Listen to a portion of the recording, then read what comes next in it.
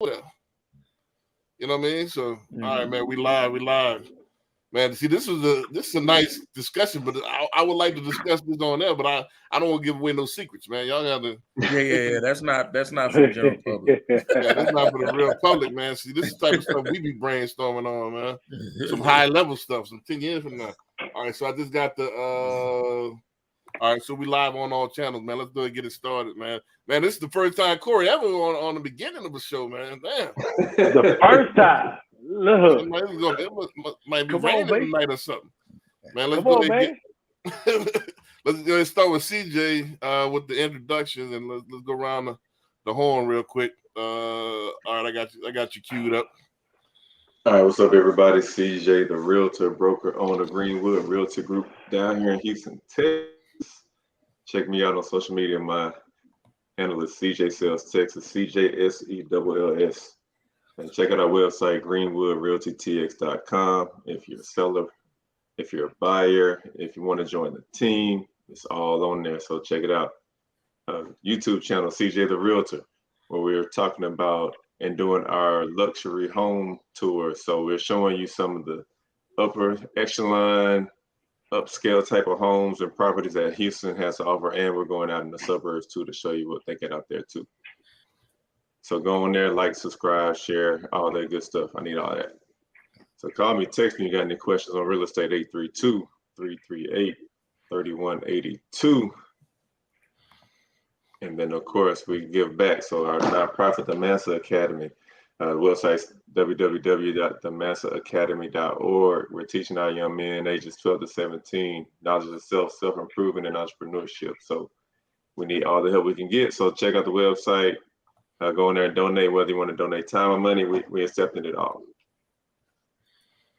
Barry B. All right, this is Barry B, homesbybarryb.com. Looking to buy, sell, or invest in the Houston and surrounding areas, give me a call. Go to my website. I'm on all social media. All you have to do, Google Homes by Barry B. You'll get me. I also have a YouTube channel, 832-786-1270. Give me a call. Let's talk about it. Let's get you to your goals. This is the perfect time. Kids out of school now, so we can go look at houses all day long. Well, not all day long, but we can go look at homes. Man, I'm showing you 3 things, man. I'm not showing you everything. Man. All right, Corey, man. I ain't got your banner up, so I'm gonna. No, it's all good. It's all good. Hey, Corey Smith, broker owner of Commodore Mortgage. We here for all your mortgage needs. We got many different programs, many DPA programs. Just holler at us. If you need to get in contact with us, just send me an email at csmith@commodoremortgage.com. Man, y'all came all proper, man. So I'm gonna have to introduce myself proper as well, man. You know what I'm saying? Brandon P. Dixon, NMLS 1541210 at BNL Loan, also on all social media. Also, I am the branch manager of the home ownership community, and it's empowered by Nexa Mortgage as far as the brokerage. Go to YouTube at BNL Loan Officer is the handle. Like CJ mentioned, we got the show Home Tours Lux, and I got my own solo reality show Behind the Sauce. So go ahead and check that out. Go to my website, www.applywithb.com, if you want to go ahead and book me for a consultation, or if you want to go ahead and apply for a mortgage, that's the website to do that. Also, you contact me anytime, 832-775-8357. You can call me 24/7. And a couple of things left. Don't forget this Saturday, man. Come on out and join us. We got the collaboration of a competition, the second event. This time we got a realtor appreciation day. It's June 3rd, 2 to 9. We're gonna have free crawfish. That crawfish gonna roll in that thing about 3 o'clock. So get it while it's getting as good. I got several pounds, shrimp, sausage, corn, potatoes. All the fixings and stuff like that. So when it's gone, man. So y'all get there and get y'all. We got a fully stocked ball. We're gonna have outdoor volleyball. We're gonna have. I know the game is at the 4th, not the 3rd. So the game ain't gonna be going on, but probably have some. We got 16 screens out there, so we're gonna have something going on. So come out, kick it with us, man. Throw your back a few, and get you some free crawfish, man. This Saturday coming out. If you ain't got nothing to do, come kick it with us. It's a free event.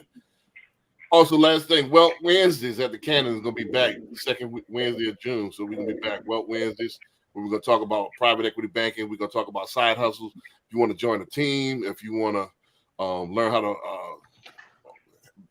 fire your 401k, you want to learn how to side hustle, you want to get extra income. Welt Wednesdays at the Cannon, the second and the fourth Wednesday, man. So let's go ahead and get it kicked off, man. I got an interesting topic, man. I want to slice it a couple of different ways. But I want to talk about, and actually, Corey, you gave me this idea, and it spawned from there. I'll be writing stuff down. Mm-hmm. And you talked about your referral partners, like, you kind of, y'all loyal, y'all live and die by each other. It ebbs and flows. But I want to talk about loyalty, man, today. And I want to talk about it from a couple of different angles. I'm talking about customer loyalty, referral partner loyalty, and then being loyal to yourself. Like, loyalty as far as self-discipline to reach your goals and stuff like that. And how important is it in business and, so on and so forth. So I want to talk about, let's talk about the spicy stuff first. Let's talk about how loyal is it with customers. How important is loyalty in this business from a customer perspective? Like you mean from the customers to us, or Yeah, for us to the customers? is that important? Because I seen somebody. I was just on Instagram, and they got this dude from San Francisco, the rapping realtor, and he got this new rap talking about how his customers left him, and he ain't heard from him in 2 to 3 months, and he got another realtor. So you know what I mean. So I know this happens a lot. They be hopping, especially in our community. They bunny hop from, or you get turned down on one deal. They bunny hop to somebody else. They can get different results. And let's talk about loyalty, man. Look, from that perspective, for me, it's a one-way street. Like we always loyal to the client, but the client, hardly ever is loyal to us. It's you'll find those few that do have integrity. Like, hey, look, man, I started this process with you. I'm gonna ride it on out with you. Right. But there are few and far in between. Majority of the people now is just like, hey, look, you know what I'm saying? I got a shiny object over here. I'm going to go see what that shiny object look like. Right. They're talking some better stuff, whether truthful or untruthful. They're talking some better stuff. You know what I'm saying? I'm gonna go over there because I'd rather hear what I want to hear rather than to hear the truth. Right. There you go, right there. There you go. They don't want to hear the truth. They want you to make them feel good. Right. Sugar-coated fool. That's what they want. So why, if that's the case, why everybody's saying this BS their way through? Or is it the BS artists the ones at the top? Because we have laws. No, I'm saying because we have laws that we have. And in the sales flow, we had a guy like that. He was always the top, but he always promised them whatever he wanted.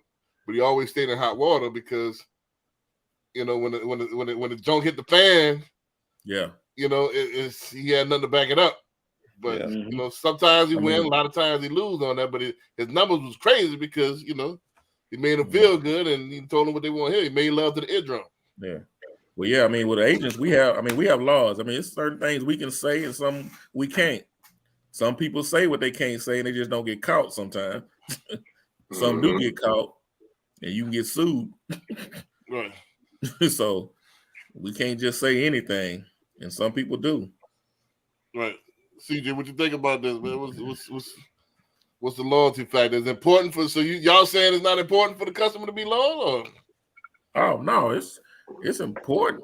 I think it's a good relationship, and I guess that goes back. I think you was talking about this before in one of the other shows about building a relationship with your client. Mm-hmm. Right. If you build a relationship with them, a good relationship, then somebody else you don't have to worry about what somebody else telling them. Right. So that goes into play with that. Yeah, and it's about just keep pushing them and providing value. So It's like they know they want to work with you, but it's that different emotion that they need to work with you, that they got to, because they know that you're gonna look out for their best interest beyond anybody else. So it's like, you know how they talk about nurturing. That's what you got to do, even with people that you know. Because shoot, some of them, they are like they don't want you in their business. And like,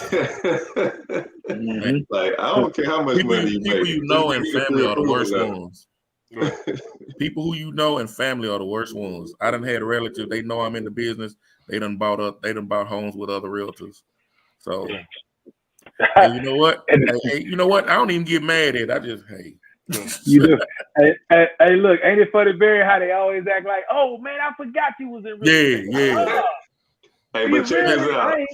As soon as they buy the house or something happen, they call you. Oh my God, that's what I hate. You go to somebody else and then they call me. What do I? No. Go call old boy that just made $8,000 from check with your agent on it. Right. That'd be the worst, boy. Yeah. I was like, I got it. Building relationships with people. I work with people for, over a year, and they end up buying a home. And so you just have to, like you said, I think you said, CJ, building, providing value for them, give them that value, not just, hey, I'm just trying to sell you a house and make me some money and go and buy my business. I want to try to help you reach your goal. I'm trying to help you, improve your family or improve your life or whatever. So I'm showing you value, what I'm different, because how many agents are there just in Houston? I mean, you got to separate yourself from the others. Right. So I want to say my piece, then I want to kind of point it a little bit more. I think it's important this depends on what outcome that you want as a customer. I think it's important for to be loyal to anybody that you do business with, because there's such thing as relationship currency. There's certain things that you can't buy. There's a book I'm damn near finished. I'm gonna go ahead and release that as an ebook. Relationship currency is something that is beyond just that transaction. So you build that relationship is a bridge that you're building that you could cross both ways. And then if you loyal, you burn that bridge. That that is gonna cost you. That is way beyond monetary that it costs you, because you could be put in a room based on a relationship that change your whole trajectory, your whole life. But you done burn that bridge, and so you looking fugazi, to certain people, so but people don't take that into account. We don't look at the delayed gratification. We want immediate gratification. A lot of time that mess with our loyalty, So, and I think it's lack of education as well. So, whose fault is it? I want to point this a little bit more. Whose fault is it? Is it our fault, or is it the customer's fault when they're not loyal? But you know what? When you was talking about that, it's two things that just came to my mind about. You have one customer that's doing that's looking at this as something for their family, but then you have another customer that might be they all about the business. So is that person that's in the that's doing business, or are they really not going to be loyal to you, because it's the finance for them. Right. And a better deal is what they're going to get. But when you're working with the family, that's different. Well, it depends. It's supposed to both be a lawyer in a sense. I think doing business, I see doing business is something different. I look at doing business as a relationship business, especially if you're doing a big transaction like this. So it's like this. Would you go to a barber? This is your first time going to a barber. Have him line you up, and then right as he's about to put that powder on your neck, you hop up. Oh, no, I want to go ahead and check out something else, you know what I'm saying? And, I'll be right back. I'll let you know. And then have somebody else go ahead and put that powder on your neck, and you give them the money. How would that person feel? You think you could still do business with that person or call that person or you get anything out of that person now that you kind of play them like that? Right. Do At the same, I don't think that's on people's minds like that though. right, but it should be. That's what I'm Yeah, trying to do. it should be, but we customer is our fault. we like nowadays people are so into a consumer mind state and mindset that it probably don't even cross their minds that, hey, I need to really be rocking with this dude. He's spending time with me, and I'm not paying him nothing yet because we haven't closed on anything, but he's investing a lot of time and energy into helping me get there. And trying to jump ship, like through halfway down the process, or even right before, and you spend all this time with him. I'm all about owning it. It's like if that dude is on me. I didn't say something that resonated with them enough to stick around. Right. Agreed. I think it's more with us. We have to bring that value. Let them know why I am or you are the best person to get them where they need to go. So you saying that mind frame? If somebody would come across that mind frame, you saying that's your fault? Yeah. Would you say? Put it there. Would you like say? If you run across somebody with that mindset and you still decide to work with them, that's on you. Right. Yes. So you said now that comes into when you first that initial talking to them and getting to know them and going over what they're looking for. You can figure out. You can kind of see where they how they're gonna go down on this road. Like you say, if you see that they're exhibiting something that says he ain't gonna be loyal, he going with the first. But I flat out ask people, like, you talk to any other realtors, or are you planning to? Because it's like I let them know. It's like once we decide to work together, it's just us. Yeah. Like it ain't no going somewhere else. Right. Right. So let me ask you this: how can you, if it's your fault? Hold on a second. I'm sending your customer something as I'm talking. You know, I'm trying to put it on me.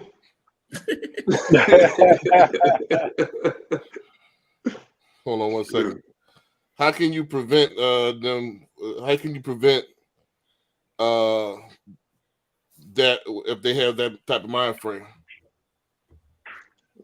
It's prevent what? Prevent them from you leaving? can do a buy and rep agreement all day long, but if they want to get out of it, they can get out of it. So would you say that's like a see what Bobby put on there? That's true. Yeah. Oh yeah, that's facts. That's facts, Newt. People buy you before they meet you. They have a need, but they still want the experience. They still want you to sell it to them. You know what I mean? So they still want the experience of buying. Yeah, they know that they need an actual somebody that's an expert in that field. People buy from who they like, trust, and believe. But I still think it's still, I agree. Like, it's partially your fault for not screening.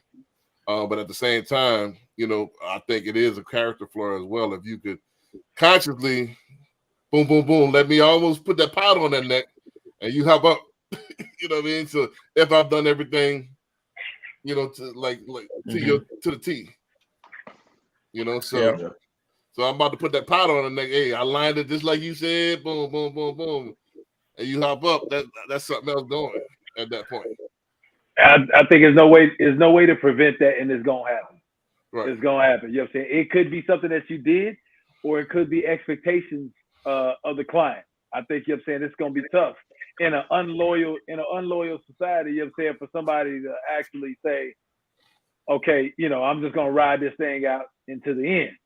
And then I don't necessarily take every situation. We all reflect on deals and we look back and, okay, well, you know what I'm saying, this is where it went bad or this is where it didn't go bad. But then there's some deals where, you know what I'm saying, it's just, I've had daughters and sons. You know what I'm saying? Hey, look, my mom came to me. We in the middle of the process. I was trying to surprise them. I came to them, told them when I was buying a house. They told me to go with my cousin, or they told me to go with this other person that they known forever. So then they jump ship. In those cases right there, I can't take the blame on myself. There's nothing I can do about that. What, go find your mama, go get to know your mama? Like, I'm not, like you said, it's nothing that I could have did in that situation to take the blame on myself.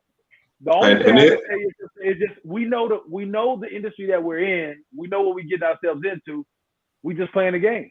But look at the world today, man. Like from a standpoint of loyalty, even in corporate America, you don't see people working for a company 30 years, retiring, getting a pension. Like you get to about year 26, you're gonna be the first one getting laid off. Right. And then on the flip side with the employees, they staying there 5 to 7 and moving on to the next. Yeah. Right. So you saying that loyalty is going out of society as a whole? Yes. Yeah. Yeah, I think so. Yes. 100%. And you can see it changing in many different industries, not just ours, not just real Yep. estate, but in many different industries, it's changing. Yeah, this all across corporate America, looking like Amazon and everybody laying people off, but they still want to be profitable to pay shareholders. So it's like where the loyalty is with a certain group of people. Yes. Yes. I'd be lucky. You're saying so. For majority of us, we have Amazon, we have UPS people that come and deliver to our places. A lot of times these are routes that are given to specific people, and then they come and they deliver whatever. You'll say a lot of times you recognize the face or whatever the case may be. I'd be surprised if I see the same face for a whole year. And the reason being is because you're saying a lot of these guys have moved on to other jobs, moved on to whatever greener pastures they thought it was, just because those mail people, those USPS people that you used to see, the mailman that used to come 30 years in a row, you automatically know you and your dog, like those times are gone. Right. Yeah, that's fact. Right. Yeah. Shit. Amazon, somebody different come every time. Yep. It's all who get that route that day. It's Not around this joint. They running out of trust. They in the Scooby Doo vans riding around here. Right. So They in the Civics. They even the Civics delivering all the same day. right. So you saying that loyalty, what CJ is saying is that you have to provide enough value in order to show your spot. And then, like I said, because the society has changed, that I'm from the era, I'm on Generation X, that I had one barber until I was, well out of college. I'm loyal like that. You'll drive across town and stick with your same barber. Oh yeah, straight up. When I used to need it. Right. So nowadays it's changed. It's whoever can suit your needs at that time. Yeah. And it's more transactional. It moves very, very fast. So so you just have to provide the value and then move from there. Now, let's pivot this conversation a little bit more. Let's talk about loyalty to yourself. Let's talk about, since loyalty is going out of society, let's talk about a little bit what we were talking about last week about self-discipline to get your goals in order to reach the top 1%. How loyal are you loyal to yourself? Are you loyal to your goals? Are you loyal to your family by doing what you said you was gonna do? Mm-hmm. You know what I mean? Yep. So who want to tackle that? Man, shit, that should have been something ingrained in you as a kid, though. Stay true to yourself. Right, but do we do it though? Shit, Not all the time. I can't speak for nobody else, but I see people, Not all the time. looking uncharacteristic on social media than what I've known them to be. Right. So it just all depends, man. So, People really want them likes. right. Yeah. They'll do whatever for them likes. But my point is like, Yeah. as I far think as last week you talked about if you want to reach those goals, you have to make a routine. You'll have a routine or a skill set to help you reach those, and you got to be loyal to that skill set. You have to learn that skill set, stay on that routine to get where you need to go. right, and that's kind of where I want to go with it. Like, If you're waking up at 5:30 to start your day, you can't wake up at 5:30 one day, 8 o'clock the next, 12 o'clock the next day, and you have to be disciplined, to stay on that same track. Right. And what I want to drill down on is like, because what happens is, in order to become the best version of yourself, you're not born on this planet by yourself. So this is, no matter what, it is a competition. I think I want to get into this a little bit as well, because we didn't finish this last week. I think it sounds good. Yeah, the only competition is me and all that stuff. But let's get real. We don't play basketball by yourself. You don't play one instead of one-on-one. You play against somebody. You know, you don't have these scoreboards and stuff like that for no reason. How can you say that you want to be at the top of your field and at the same time you say you just want to be comfortable? Are you really loyal to what you say you gonna do? You say you want to be the best at what you want to do, right? You say you want to provide the best customer service. You say you want to be the best in your field. So how can you at the same time say I just want to be comfortable? Which one is it? But I've never heard anybody say both of those. They either say one or the other. Right. You can't do both. But you can't do both because if you trying to be number one, you growing. That's an uncomfortable feeling, right? Like that's a whole uncomfortable situation. Right. And you can't be comfortable if you're growing. Yeah, if you're growing. But most people say, you know, that's the thing. I just want to when you pressure, I just want to be comfortable. But that same person might not want to be in the top 1%. Right. But yeah. Why, or you top say 10% or you say who wants to start out the race and say I want to be 10th? You see what I'm saying? Everybody said they want to be the best that they want to do, right? Especially I wouldn't necessarily say that's everybody. That's not everybody's mindset. I mean, just like it's not everybody's mindset to be an entrepreneur and be their own boss. You know what I'm saying? I wouldn't say everybody's mindset is just, hey, look, I want to be the best in my field. Right. So I mean, when you corner them, I would say most people, when we say most, we're talking about 51 out of 100. All right. Am I correct? And generally speaking, they talk that talk. Am I right? I think it's less than that. I'll be honest, I think it's way less than that. Right. So you said it's just a degradation of society, because I think back in my day, Generation X, and then above that, my grandfather's day, even if you was a janitor, you wanted to be the best janitor. You had a pride in your work. Not janitor that went to my school. Hey, that's gone, bro. They were like, I'm sick of y'all. I don't want to be. You get the concept. If you was a mechanic, you had pride in your work. That's gone, bro. If you was a shoe signer, man, look at that boom, look at that shine. If you was a barber, you wanted to be your phase was cold.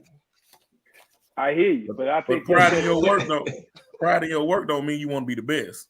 Exactly. Oh, that's an oxymoron. No, it's not. You can be proud of what you do and not be the best. So you said, all right, if you said I want him to be the best, that's what I want to get to.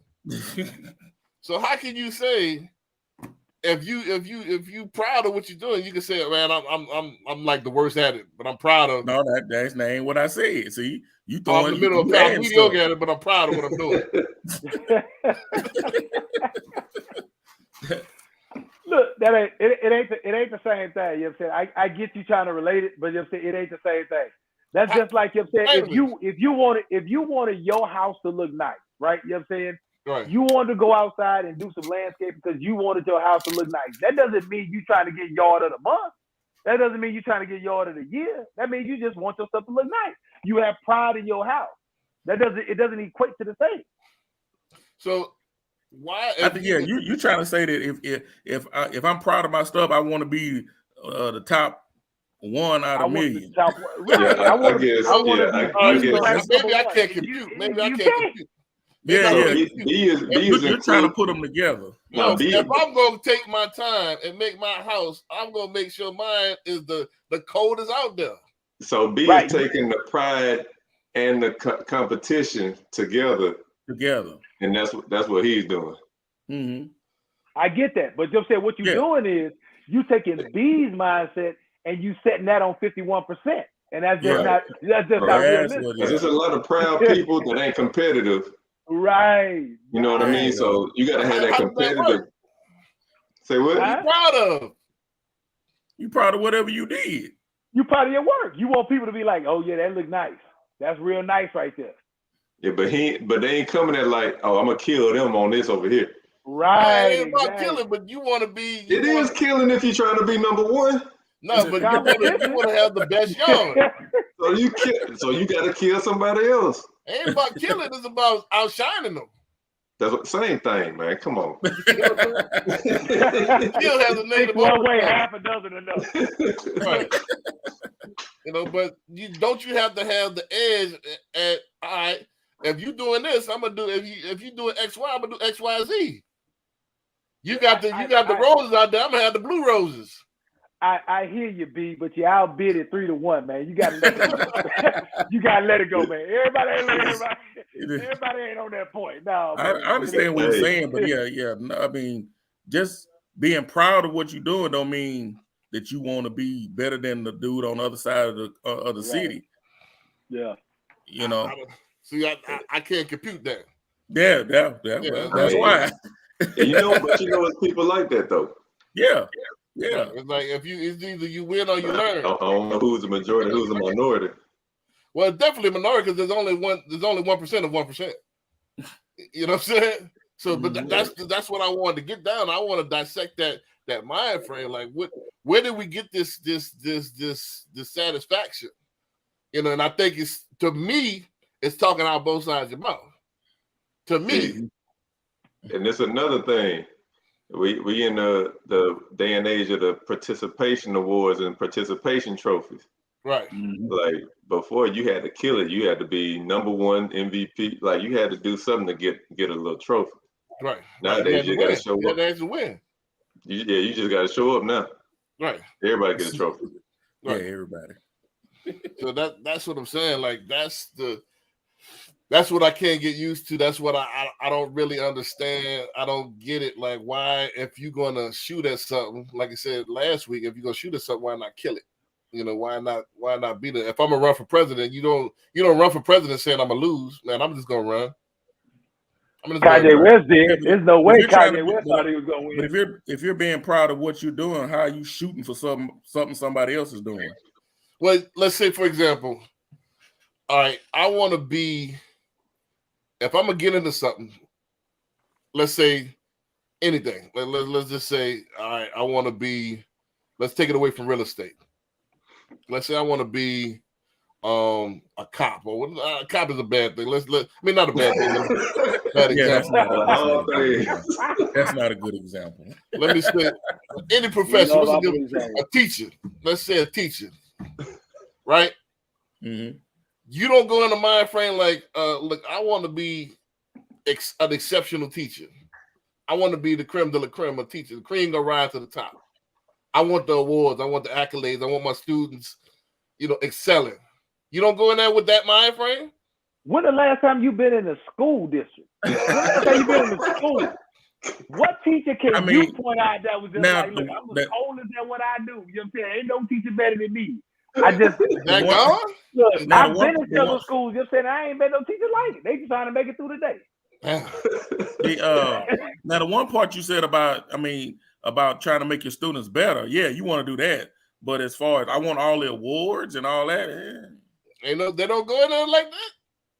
I guess not for 40,000 a year. Not with every teacher. I put it that way. Again, you talking about a small percentage, B. Yeah. And not for 40,000 a year. Yeah, see, that's now you getting to something. See, this is, and I want to talk about this. This is a great segue. I was hoping that it'd come out because that's the last part I want to talk about is customer service and lost art, and I want to relate it to how garbage everything has got as far as customer service. Like nobody give a damn after the pandemic.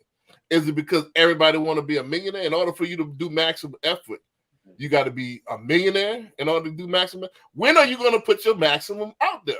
And how? Let me say this before I open it up. If you have cocked at this at 40,000, how when you get in the big leagues $1 million, how you gonna go all of a sudden go hard at that?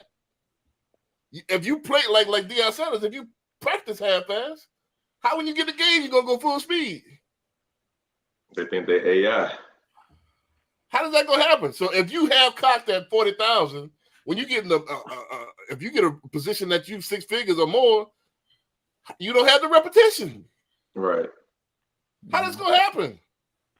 So you talking about on the customer side or the other side? No, I'm talking about as a professional. And then professional. Okay. And I think this is the cause of why customer service has gotten so garbage. It's a lost art because People, if they ain't making $1 million a year, they ain't living that Instagram lifestyle, luxury lifestyle. They don't go hard at nothing no more. Right. They don't have the mind frame I have. If I'm gonna do this, I'm gonna be the best at this. I mean, customer service is going away. I mean, you look at all of the stores and things like that. They have more stuff where the customer does everything. Right. I mean, ain't nobody Walmart, no HEB. Check yourself out. Yeah, you check yourself out. There's no customer service. You know. And now I got to go through the doggone thing to look up what type of apples I just bought, so I can put the number in there. Right. And good luck trying to find a scanning person to help you out in case you said the system gets stuck. So I think, but I think that was before. But that was before the pandemic. All that stuff was coming before the pandemic. But my point is, don't y'all think this is symptoms of the same sickness that I'm talking about? What, no customer service? The symptoms of the sickness of no customer service is nobody give a damn from the get go. Everything is in a decline. Nobody give a damn. You go into the mind frame of I don't give a damn unless I'm hopping out of Lambo. I'm not going. Man, it's even in the hospital. I'll tell you when I take a trip to the hospital, the nurses don't care. Nurses making 6 figures, they don't care. They don't at all, which is scary because your life is in their hands. So what type of society we create when nobody give a damn? We creating a selfish society, is what I think. You know what I'm saying? Because you come into a place where you got to look out for yourself because you can't trust the person next to you to look after you. You know what I'm saying? So you gotta have, if you in, like you talk about the nurses for your example, you in the hospital, your family coming in to go rogue. You know what I'm saying? Because they don't trust the nurses or have your best interests at heart. Right. They trust that the nurses just trying to come in and do the bare minimum just so they can get back to their phone and scan through Instagram or Twitter or whatever the case may be. Right. It's just the way it is. So now, you know what I'm saying, since you can't depend on anybody else to be in your best interest, you start looking out for yourself. And you start kind of having a kind of paranoia that somebody is trying to, they not looking after your best interest or they trying to get over on you. So that goes back to the earlier question. That goes back to the earlier question that you put, B, where we sitting here talking about and feeding people information. We doing what's in the best interest of the client, but society is telling them to be selfish. So it came full circle. So see how it comes full circle. So we can do the best that we can. Society say don't trust us regardless. And we all just try to because it's grooming us to be selfish. Right. And to think, you know what I'm saying, and have this paranoia that everybody else is not in our best interest. So with that being said, you have no qualms or you have no conscience about me putting in the work after I cut your hair and I'm about to put the powder on your neck. You don't give a damn. Yep, because I'm worried about me. Right. Yeah. If I'd have gave a damn, I wouldn't have got up in the first place. Right. I wouldn't even thought about it. Right. Yeah. You see how this kind of full circle is? See what I'm talking about? So is it a societal problem? Like nobody is nobody give a damn. It's half cocked. You have cocked. So it's a mind thing because I can't fathom thinking like that. If I'm gonna hop in the pool, I'm gonna swim. I ain't gonna hop in the pool, man. Let me see if I can swim or not. And then hopping at 13 feet. I'm gonna have a game plan. Look, I'm about to be Phelps out there. Think about how 50 years ago you go when the people get gas, they come out, put gas in, check your tires, do your windshield, check your oil, your fluids. Now, put your money in. They don't even want you to come in the store. Right. Talk to me through the glass. And the last question is AI. So are we by default yielding and giving AI our spot? Yep. We welcome AI. Open arms. Come on, take our spots. We don't want it. I don't think we yielded. We ain't got no choice. AI can only do so much though. It can only do so much, but you know what I'm saying, it's gonna cut a lot of people out of their job. Promise you that. Yeah. Let's do this because I like to talk about solutions. What happened and when did it happen? What happened to put us on this trajectory like that? Nobody don't give a damn, and we all became selfish, and know where the pride gone, and whether the get up and go in the oomph, the gumption, where that went, and then when did it happen? As soon as we could start getting stuff delivered to our house the same day or next day, and having that I want it now mindset, like that helped like throw a lot of that stuff out the window, because I don't got to worry about customer service as long as I get it. Yeah. And I get it quick. So you said technology. And that's what technology does. Technology makes people lazy. Okay, first, the chicken or egg. Did the bad attitudes force the technology, or did the technology force the bad, create the bad attitudes? It had to be in there somewhere already. We said the AI folks like, all right, these folks, man, I can't. Cause think about it. I like what Corey said. Like you back in like before my time, they had a milkman. The milkman come drop stuff off. The same milkman till he retired. And the milkman, knew the family and all that. All that's gone. Sure, the candy lady. Yeah, candy lady, cold cup lady. You know what I mean? All that's gone. Shoot, the candy lady at the club now. She ain't even trying to be at the house. Well, she's selling bundles now. You know what I'm saying? So, but my point is like those things that were that was customer service back then. We had the same one. It was consistency. There's nothing to be loyal to. So, do we know how to be loyal? Is these kids? Are we teaching these kids how to, anything about loyalty? No, we're not teaching them. Because what your brother said, Bobby Bryant, he said, be loyal to consistency, and you'll get the results. But we don't have anything consistent in the society. You get a different person every time. Amazon, people going to different barbers. They're hooking up with different people. You know what I'm saying? I know about that different barber part. Yeah, but I mean, talking to you about these young cats, they don't have no barber, whoever available. I'm they thinking don't. These cats, Yeah. it's whoever available. Yeah. They're more worried about time getting in and out than they flipping them. Hey, look, Yeah, and if they barber leave and go across town, they're not going across town with exactly. me. I'm gonna find me another barber within this 5-mile radius. Right. That I It's can get quick. convenience. It's convenience. Yeah. Convenience over consistency. Right. So that goes back to that what you was talking about. Being people are selfish. Right. You know. Mm-hmm. So where does this lead? Let's pull it full circle. Let's talk solutions and how can we? I know we don't give up all the sauce, but how can we put this in real estate and rock from now? What's the solutions? I think so. I think for us, you know what I'm saying, the solution is just to continue to do what we do. And then there's it's hit. Not really. Yeah, but I mean, you can't make somebody be loyal either. Right, and then you're saying you can't prejudge somebody like, oh, this cat like he's not loyal right here. You know what I'm saying? So I'm done with him. You know what I'm saying? So you letting business walk out the door, and that could have been well closed. So I think for what we do, you know what I'm saying, where we add value and we know deep in our heart and in our core that we care about our clients and we're telling them what's in their best interest, we are going to lose some. Like that's just the nature of the beast. Just like basketball players gonna miss some shots. It's gonna happen. But at the end of the day, you know what I'm saying, I think for the most part, we're able to retain and keep a lot of our clients just because they see where our heart is and it comes through in our action. Yeah, staying consistent. So I wouldn't say anything there. I wouldn't say anything us do anything different. Like Barry B just said, just stay consistent and continue to do what we do. And then you know what I'm saying, it just comes out on the other side. Yeah, I mean those ones that leave, I mean you can't do anything with it. I mean, because they could even, I mean, they could even sign a buyer's, they could even sign a buyer's agreement. They can still say, I don't want to work with you. So, I mean, you can't even hold them to that, you know. So you just have to keep adding value, and those that leave. And you keep, there goes consistent. I'm gonna stay consistent and help and provide value for my client. Hey, if you leave, I can't do nothing about that. But I'm gonna keep doing what I do. I'm not gonna change how I'm gonna do it just so I can keep you. Now you got me jumping through hoops trying to keep you here. Probably breaking laws and all kinds of stuff. I feel like a 80s talk show host. CJ, what say you?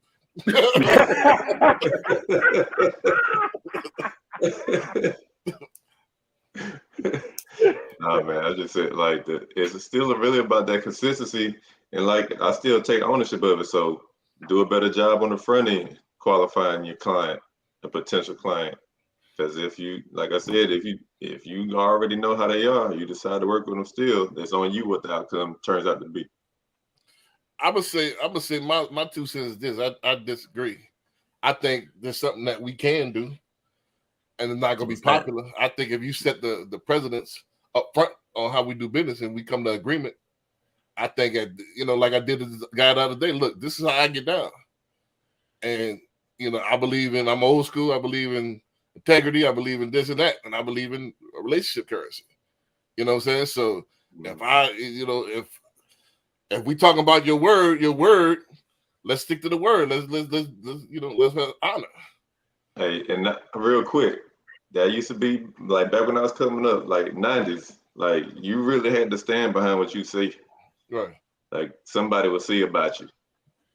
Now you say whatever you want to say and don't get touched, don't get no heat, like right. It don't matter. That 6'9" Tekashi 6'9" stuff. Yeah. But look, no accountability. I say this, you know what I'm saying? I hear what you're saying, B. Right. But it goes back to the loyalty thing that we've been talking about this whole time. You had that conversation up front. It banks upon the person that you're dealing with having enough loyalty to live up to their word and which I'll agree upon. Right. But in a society where, you know what I'm saying, we're talking about, the loyalty part, the loyalty factor is gone. Like, what are you to do? You know what I'm saying? That person look you dead in your eyes and say, yeah, man, I'm riding with you. I'm rocking with you. I'm rocking with you. And then at the end, he leaves. What you gonna do? Right. What you can't do about that. You can't do nothing. Yeah, you ain't like you gonna approach him. The only thing you can do is the only thing you can do. So it ain't as easy as that. It ain't as easy as having a conversation. You can cut them off because that you burn that bridge, they're gonna want to come cross that bridge. I'm gonna build up enough value where you're gonna want to cross that bridge, and then that bridge is burned already. So you're gonna get feel the burn later on. You see what I'm saying? So that's my goal. If you burn me, see, I'm gonna build it up so you're gonna feel that burn. You're gonna be sorry you did that. You know what I mean? So that's my goal. That propels me to be even greater. But I can say it like this: I think we could prepare for it a couple of different ways. I think number one, the speed. I think if we really calculate that thing and really, you got to damn near it'd be over before they can, before they can pivot. Boom, it's over. You feel what I'm saying? I think if you got your workflow down and the speed, it's hard for them to pivot.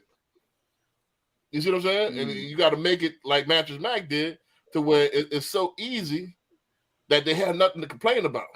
Yeah. It was so, the transaction was so smooth and so painless. It's over before you know it.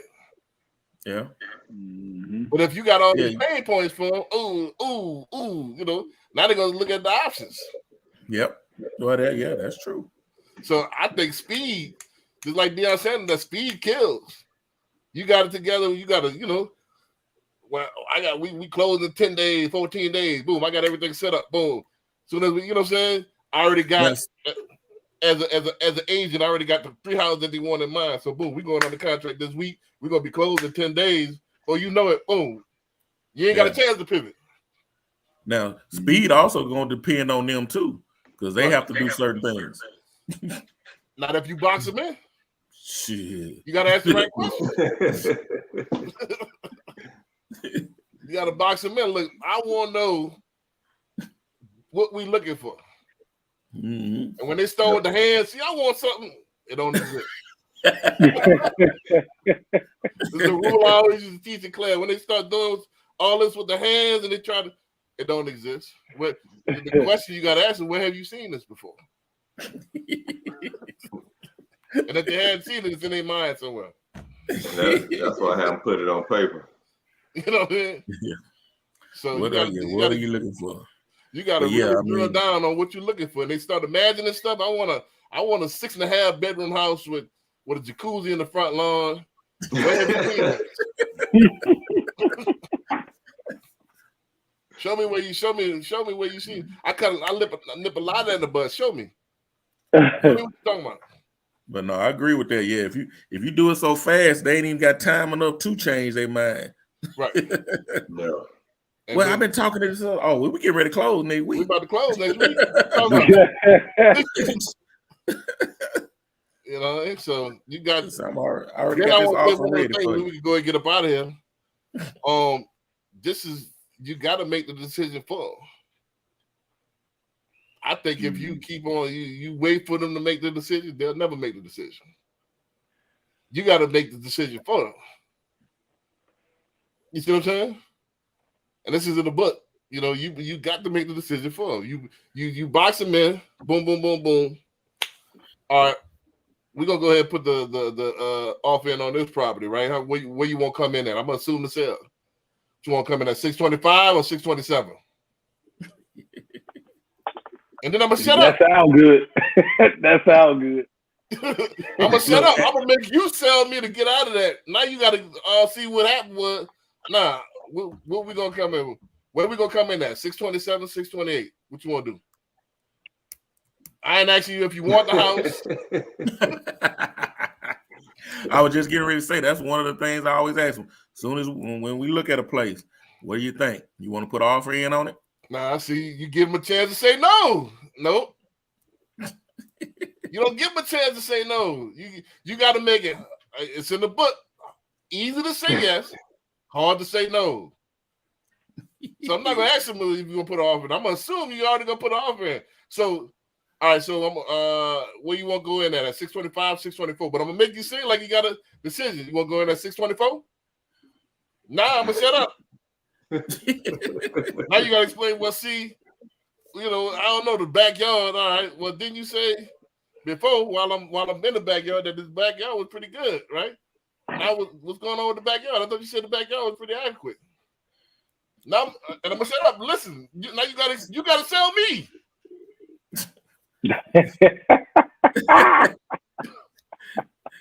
That sounds good. Yeah, right.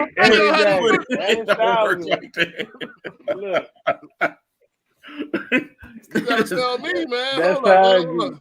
I'm gonna hold you accountable. But you gotta ask the right questions at the right time. While we in the backyard, what you think of this backyard? You know, this is a nice backyard, ain't it? Of course it's nice. What you like about the backyard? Oh, I like the, blah, blah, blah. So when they come and talk about, well, man, that backyard, man, wait, hold up. You said the backyard was that. Now you saying it's this. What's going on? Now you got to explain. Technically, they really don't have to explain. They don't. Really, they don't I want to move on. Because they can say, let's go look at the next one. Ain't no next. I'm showing you 3 things. And that's when they're gonna go to the next person. Exactly. That's when that loyalty kicks in. You know what I'm saying? And that's when they go leave. I'm telling you, I'm terminating our relationship. You gotta curate the experience because think about it, this ain't what I want, this is what you want. So I'm showing you 3 that you said you wanted. You said that you wanted this neighborhood. You said you wanted with the pool. You said you wanted the brick in the front. You said you wanted 4 bedrooms. You said this, not me.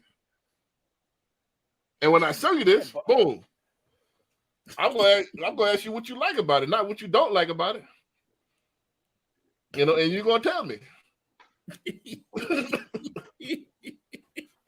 I'm trying to tell you how this works. Okay. Hey, look, B, you gotta go on a couple of showings. You know what I'm saying? To show us how it's done. You know what I'm saying? How it's done, man. Show us how it's done. You're gonna need to video that one for me. It's different. Y'all gonna think this magic. Like, damn, man, how you selling these houses? Like, y'all think this magic, man. He finna go from behind the sauce to the front of it. Yeah. Hey, look, B, you do that. We gonna host some seminars and start charging $20,000. Hey, all right, that's the game. That's the game plan. If you can do it exactly like that, we're gonna host some seminars. We out here. Man, that's how we sold, man. We did it for years, man. That's how we sold. And believe it or not, they be the happiest. Because they really want it over. Didn't your man say the Nuke said people buy before they meet you? All they want is the feelings. They already bought. You just got to curate the experience. and they just want somebody to nudge them to make the right decision. They won't have the freedom to think that they made the right decision. You reinforce that. That's where the sales come in. But I'm gonna nudge you to go ahead and make the decision. It depends on what kind of person you're dealing with. And all people the you same. might not like that. You nudging them to make a decision. You might not like that decision. Yeah, you know what I'm saying? Because if you dealing with somebody alpha, you know what I'm saying? Look, this cat ain't gonna make me do what I don't want to. Look, no, I need time. Yeah. Like, you know what I'm saying? I ain't picking Oh, it yeah. out. If you get somebody like that, yeah, you definitely, now you done created a conflict. Now Especially if you come at them like that. Yeah. You come up with them, hey, look, you want to offer 625, you want to offer 630. I don't want to offer nothing. I don't want to offer nothing. Next house. Right. Now you got to read the room. But yeah, right? you get that from initial conversations with them. How they, if you alpha, I'm gonna be alpha with you from up front. Look, man. Right there. You done lost them right there. Right there, done. It's over right there. Did he say look man? You start with the look man up from up front. I'm gonna talk about the kids, and we're gonna talk about the kids softball and your favorite team and all that. So I earn the right to say look man at that point. You gotta earn the right to say look man. You don't come look man off the top. You gonna get hung up on. That's funny. But after I done brought them lunch and we done laughed, and look, and I'm all of a sudden I'm gonna click that switch on them. Look, man. This is how it's gonna go down. Okay. You feel what I'm saying? Look, I got to see. I'm trying to tell you, I've been doing this for years. I teach people how to do this. I done changed lives with this. Seriously, man, you got to have that switch as a salesman. Look, all right, but you got to earn the right though. You see what I'm saying? Especially when you got the Middle Easterns that have that strong personality. They only respect you if you got a strong personality back. So I'm gonna put that switch on them, man. Look, this is what we're gonna do. I'm not showing you a whole bunch of houses. Whoa! You saying that on the initial conversation? Nah, it's not gonna be an initial conversation. I'm gonna tell you, what do you want? Let's talk. What do you want? We're not looking at everything. Hey, that's gonna be on the first slide of his presentation. Yeah. What do you want? Look, man. That's gonna be the name of it. Look, man. Look, man. What do you want? Look, man. I'm not showing you a bunch of houses. We're gonna say there's one house, and you better buy it. Right. Go buy this one right here. Nah, but that's where the salesman come up. You got to sell that thing, man. But you ain't showing them nothing they don't want. So I feel what you're saying. You got to sell that thing, man. Yeah, you're gonna show what they want. Yeah, you can't, and then selling ain't Vanna White in it either. Y'all be showcasing, huh? That's not selling. That's not selling, man. That's showcasing. You got to sell that thing. You know what the sell mean? Don't forget. All right, I'm gonna give y'all one nugget. I'm gonna get up out of here. Y'all seen the Wolf of Wall Street, right? Jordan Belfort. Yeah. When he said at the end, man, sell me this pen. Right? Y'all seen that? How would you sell him the pen, Barry? How would you sell him? Sell me this pen. Hey, you don't put a cat on the spot. It's what you need. What color you want? Let's go and get that. Oh, that pen now? Okay. Yeah. What you want? You want $2? You want to offer $2, or you want to offer $4 for that pen?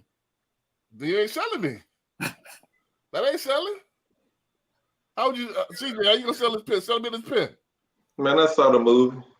But how you? He never got the solution. How would you sell it? Shoot. I ain't got to sell the pen. The pen sell itself. There you go. They ain't selling me. I ain't got to sell it. Corey, how you gonna sell this pen, man? I'm not. I don't sell pen. I sell real estate. Nah, here we go. Pen, real estate is all the same thing, man. Pen, real estate. Let me tell you how to sell this pen. Depends on the person, but you got to create that urgency. I'm gonna tell somebody like all y'all married, so I can't really but I'm gonna say one of my single partners. I'm like, man, hey, I'm gonna go in my phone, pull a girl off Instagram. Hey, man, I just seen this girl in the cafeteria over there, man. And man, she said she like tall brothers like you, man. Shoot, but I gotta get her number, man. Yeah, you got it. She said she gonna give you a number. Boom. He go to pen. I only got. You gotta create the urgency. You see what I'm saying? So you can write somebody's number down. You can write. He gonna buy the pen off that? You want the girl number, right? I got a pen for you can write a number down. Man, you ain't the only cat within 10 feet. This was in the 80s. You get what I'm saying, though. Get a beeper number. Give me your beeper number. Right. You know. All right. I got the winning lottery numbers. You know what I'm saying? Let me. You know, you need to go ahead and write them down before I forget them. This pen gonna cost you 50. Cost you a 50 spot. You can keep that. I'm gonna put it in my phone. You know what I'm saying? But you feel what I'm saying? The point is, you got to create something where needs is valuable. You got to create the need for it. You got to create the need for it and the value for it.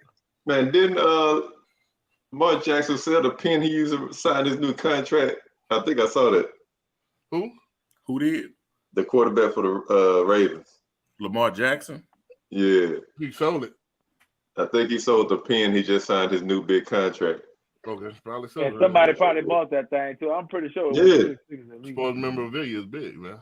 Yep. But my point is, you create the urgency. You create the value. And you create the urgency. You got to sell that thing. And the scarcity. And the scarcity. People fear of missing out. You know what I'm saying? So you gotta, hey man, whatever, have a house related, man. Look, this thing just got on the market. I don't think it's gonna last long. You know, you got to check all your boxes. You're not gonna get everything that you want, but I think this got about 90%. You know, so man, we just need to go ahead and put an offer on this thing. What you want to come in at? 625, 624.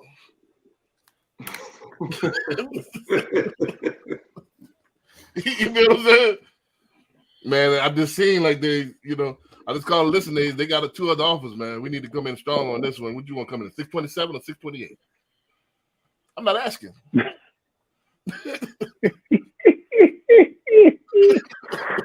Yeah. I hear you, B. I hear you, B. You know what I mean? Look, when you wake up, you gonna realize, you know what I'm saying, that ain't reality. It's reality, man. We just sold millions of dollars. I sold millions of dollars worth of big ticket items. But I sold hundreds of thousands of dollars at one ticket of furniture. $4,000 cocktail tables and stuff like that. You know what I mean? You know, so it works.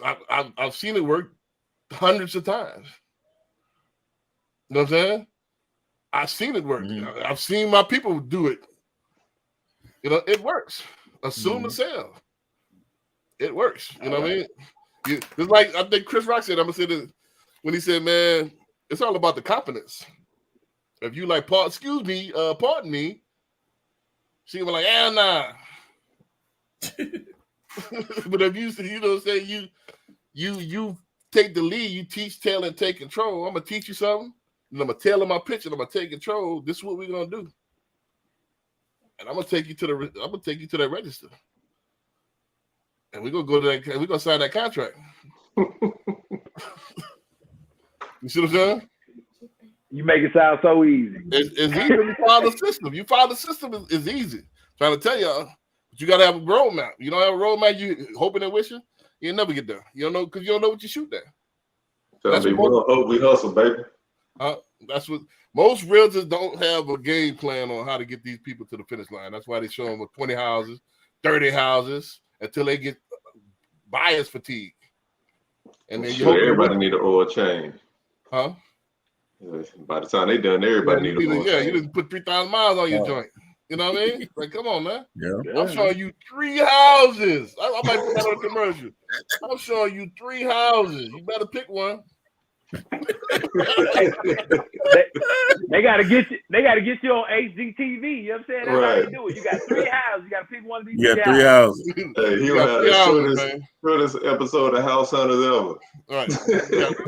You got A, B, or C, man. Which one you want?